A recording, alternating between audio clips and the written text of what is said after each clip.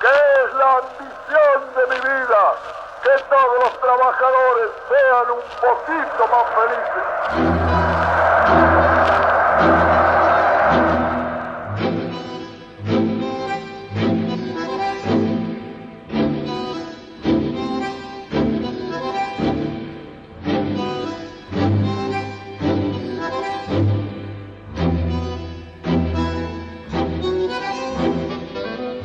Hemos hablado de los orígenes de Juan Domingo Perón, hemos hablado sobre la constitución de su Estado, hemos hablado sobre sus políticas sociales, sobre su doctrina o no doctrina económica. Tal vez nos corresponde en este momento entrar en una de las partes más polémicas del peronismo, que fue el ejercicio del poder y con todo lo que eso significó para la Argentina, es decir, su relación con radicales, socialistas, comunistas, con la Iglesia, con Jorge Luis Borges. ¿Qué podés contarnos de eso? Bueno, en particular de Borges podemos... ¿Querés empezar por ahí como ilustración? Borges es como un grano del peronismo, ¿no? Le causó mucha molestia. Yo creo que fue uno de los grandes errores del peronismo, hablando de oposición, ¿no? Digamos, con esta oposición intelectual individual que hizo Borges, ¿no? El peronismo creo que respondió mal a ciertas actitudes de Borges, ¿no? Porque, en definitiva, cuando un artista, un intelectual, artista plástico, un pintor, un cineasta, un escritor, se expresan, yo creo que es una prueba de fuego para el gobierno, para quien está a cargo de los destinos de la nación en ese momento, porque, te decía, es una prueba de fuego, uno no tiene por qué, desde esos lugares tan de alta responsabilidad estratégica, ponerse a discutir la libertad de expresión del otro, ¿no? Recordemos que Borges, para los que nos están mirando y no lo saben, terminó como inspector de pollos. De pollos, claro.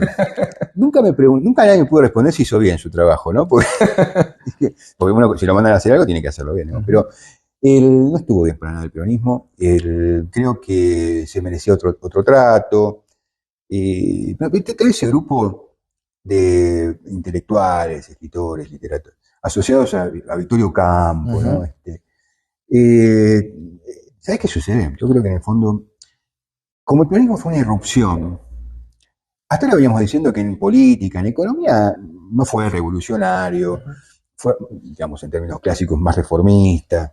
Incluso un continuador. Un continuador en muchos aspectos, pero en lo cultural, imagínense ustedes, amigos, la Argentina en los años 30, 40, y la irrupción de esas masas obreras que fueron sorpresivas hasta para los propios que eran simpatizantes del peronismo, ¿no?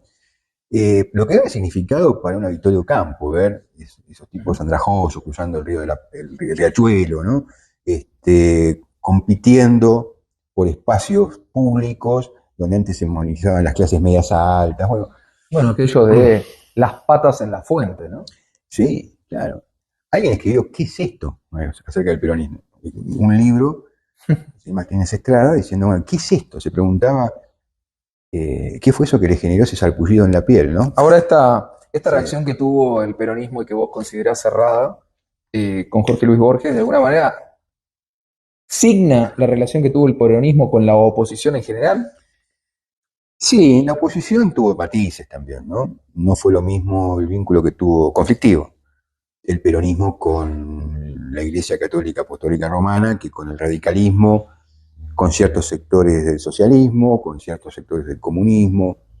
Creo que ameritaría un video para cada uno de ellos, pero claro, en general, digo, a ver, con la Iglesia Católica hubo ciertas simpatías iniciales.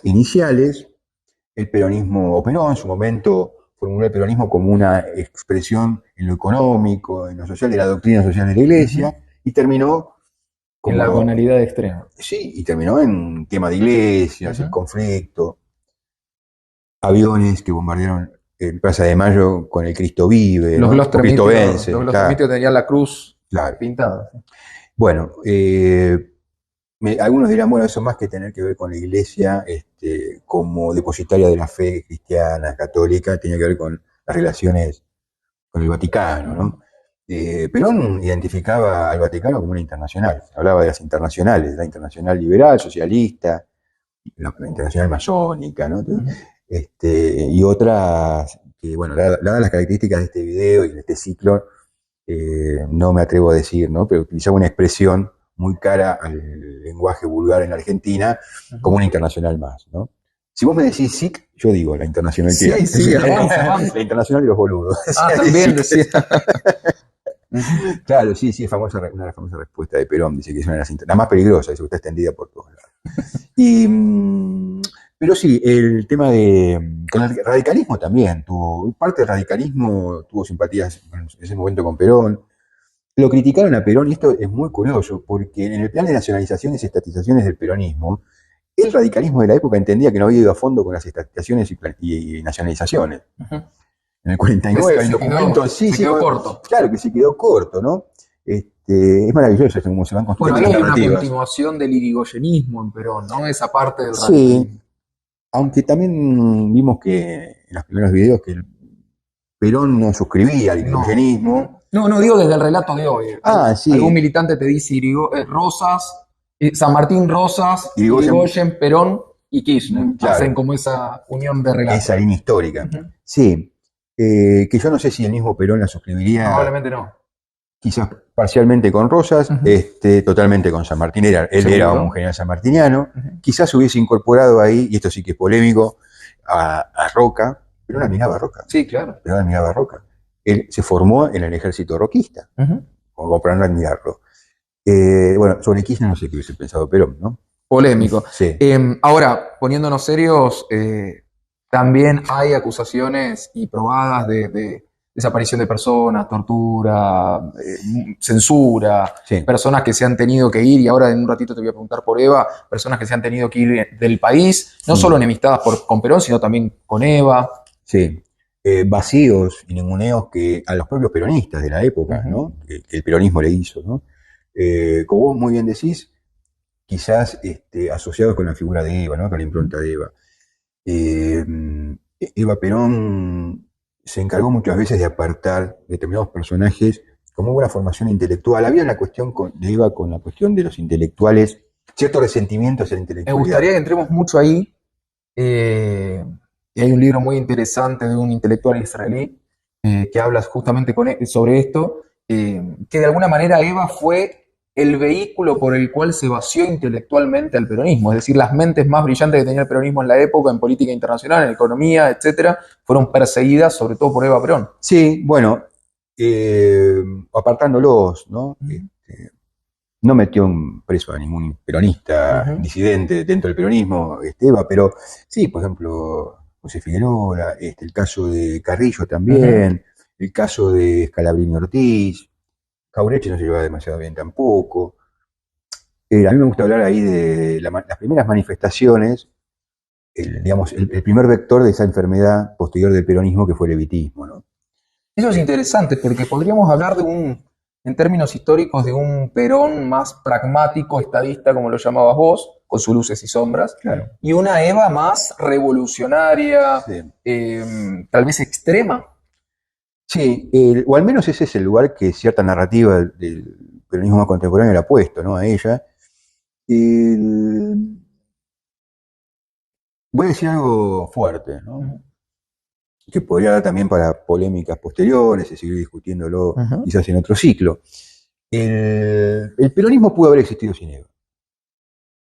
Sí, es algo que en términos históricos es correcto. Creo que en términos de relato es la parte polémica de eso. Y Perón intentaba, bien o mal, con luces y sombras, como vos decías, construir cierta racionalidad del peronismo que venía de su formación, que venía de su concepción de la política, de la que Eva carecía. Bueno, y ahí permitime, ya que vos decías algo fuerte, ¿se puede pensar una Eva histórica sin la palabra resentimiento de por medio?